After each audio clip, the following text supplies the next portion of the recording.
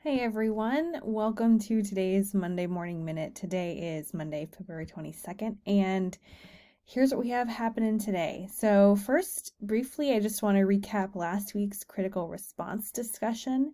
Then we'll talk about what's coming up this week, which is the language learning reflection, our first summative assessment of the semester. And then, as always, just a couple course notes for you. So last week we read chapter 13 in our transitions text about academic achievement among immigrant origin children. And I just wanted to pull out once again a couple of interesting ideas that I saw within the group chats. They're all, again, just so wonderful. And I'm so impressed by the way that you bring together various texts and concepts across courses. Please continue to do that. It's really fantastic. And the way that you post questions to each other and are just so collegial. Like it's truly impressive. So just a couple of ideas. First of all, one coming from Veronica, who wrote, while reading chapter 13, Academic Achievement, I was reminded of a golden rule of sorts that I learned whenever I am reviewing new information, whether it be a historical event, a current event, a scientific journal, or reading a book that was written during a different time period. Context matters. And I feel like that could be the subtitle of this entire course, perhaps even of the ELL endorsement generally, right? Context matters. And a number of you mentioned just how much context was provided within this particular chapter, and how much nuance really surrounds this idea of academic achievement among immigrant origin youth. So such an important reminder. Thank you for that, Veronica. And then secondly, Michelle brought up a quote based on some research, and this was actually something that I saw across multiple different groups. People were really interested in this. So Michelle wrote, it was heartbreaking to learn that immigrant Asian and Hispanic children, particularly first-generation immigrants, tend to demonstrate the strongest positive attitudes toward their teachers, while teachers tend to have lower expectations for immigrant youth, particularly Hispanic children. Although I would imagine that for some teachers, these lower expectations are not with ill intent, they can still be very harmful in terms of the students' success.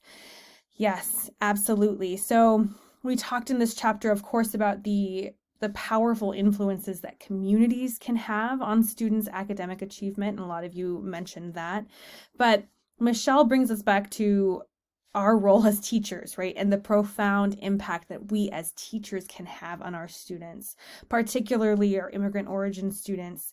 So this, I think, is such a helpful reminder, right, that how we view our students matters. And if you're interested, I can point you in the direction of some really fascinating research that has demonstrated time and time again that our expectations of students oftentimes come true. Maybe not exactly or perfectly, and it's not an easy one-to-one correlation, but there is a really strong relationship between what we as our teachers think our students can do and are capable of and what they actually achieve.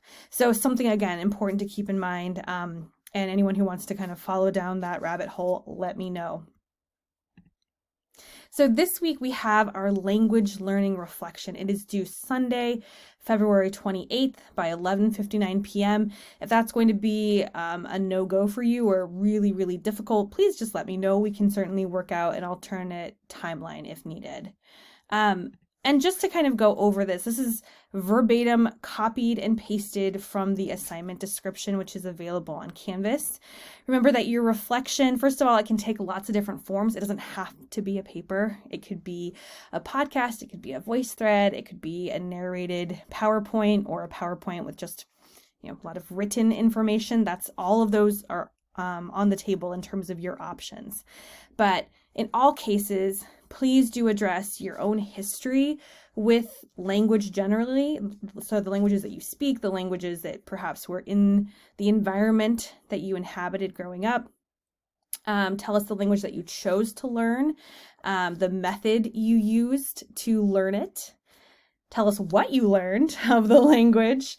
Tell us about your culminating experience, and just a hint, if you haven't done that culminating experience, that 45-minute sort of intensive, where you find a video perhaps or a podcast or something entirely in the language that you've been studying and listen to it for about 45 minutes, take notes of not only what you can understand, but also of your feelings. So if you haven't done that yet, please make sure to do that the early part of this week so that you have time to reflect on it for the assignment. But you'll tell us about that culminating experience, tell us about the emotions that came up for you, tell us what it was like just to be kind of immersed in this world. And then sort of the large question here is, what are the implications of your experience with this language learning for your teaching, and particularly for teaching multilingual learners? And that's a big question, but basically, what does your experience make you think will be important for the multilingual learners that you will teach? And then, as always, in my classes, for sure, I'm going to ask you to make some connections between what we've been reading and the assignment content itself. So I'm looking for 1 or 2 key concepts or ideas from our course readings.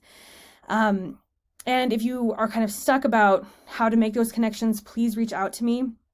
Basically, I just want to know how what we're reading is informing your thinking around this particular assignment. And something I thought that I would do that might be helpful is to talk a little bit about citations. So it says in the syllabus that, we use APA citations, and it's clear from the critical responses that some of you know exactly what you're doing. And I think others of us are maybe not as familiar with APA, which is, again, totally fine. I'm not a terrible stickler when it comes to APA. I do draw the line. Like, I do want you to cite, obviously, the sources that you're borrowing ideas from, just to show that those ideas came from somewhere. But I thought it might be helpful, in case you were curious, just to kind of break down really quickly, like, how to do an in-text citation in APA style. So the 3 parts you need for APA: you need the author, you need the year of the publication, and you need the page number or page numbers for the direct quote, if you're going to quote directly. If you're just going to paraphrase what the author said, you just need author and year. You can put the page number, but it's not required. So this is actually a line that I took from Lauren's critical response. I hope it's okay that I'm kind of borrowing it here just to be illustrative. But so, for instance, in this sentence, here are the authors. Just wanted to point out really quickly in our transitions text, right? So we have several editors here, but if you notice, right, every chapter has its own individual authors. And so if you're pulling from one particular chapter, you're going to look at those authors, and that's what you'll include here. So for chapter 13, for instance, the authors are many. So you can use this et al. If it's more than 2 authors to signal that there are more people. So Marx is the first author, et al., all the rest. 2015, that's the year that this book was published. So as they state, children's relationships with parents, friends, and teachers may be risk factors or protective factors. End of quote. P dot, that's obviously page. If it spans more than 1 page, you can go PP dot, and then you'll do 272 whatever, if that was the case. But again, if it's just a single page, then this is the perfectly acceptable way of denoting that. So again, I don't know how helpful that is, but I thought, I don't know if there's ever anyone that sort of pulls you aside in your undergrad and says, here's how to do APA.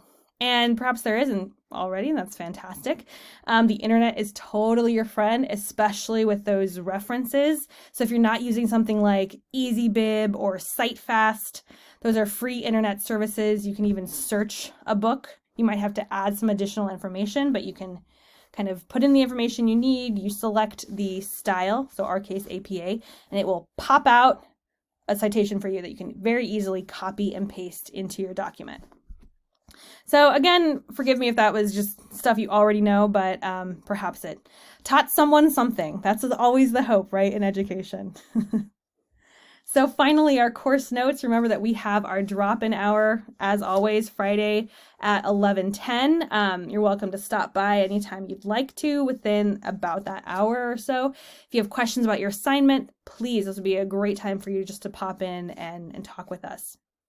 And then just to let you know, coming up, we have our 3rd synchronous class that will be happening Friday the 5th. So clearly not this Friday, but the Friday after. I hope you are all well. I so look forward to reading about your language learning experiences, and please know that I am here to help. So take care, everyone.